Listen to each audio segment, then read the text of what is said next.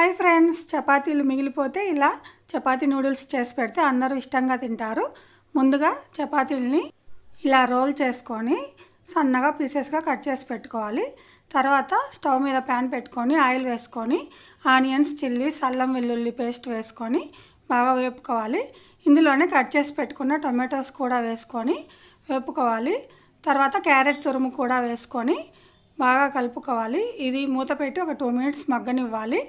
తర్వాత ఇందులో కొద్దిగా గరం మసాలా, కొరియాండర్ పౌడర్, జీరా పౌడర్, పసుపు, కారం, ఉప్పు వేసుకొని బాగా కలుపుకోవాలి. ఈ విధంగా మొత్తం కలిపిన తర్వాత ఆల్రెడీ కట్ చేసి పెట్టుకున్న చపాతీ పీసెస్ని కూడా ఇందులో వేసుకొని బాగా కలుపుకోవాలి. ఇవి బాగా కలుపుకున్న తర్వాత ఇందులో కొద్దిగా సాస్ వేసుకొని కలుపుకొని ఫైనల్గా కొత్తిమీర వేసుకొని బౌల్లోకి సర్వ్ చేసుకుంటే వేడి వేడి చపాతీ నూడిల్స్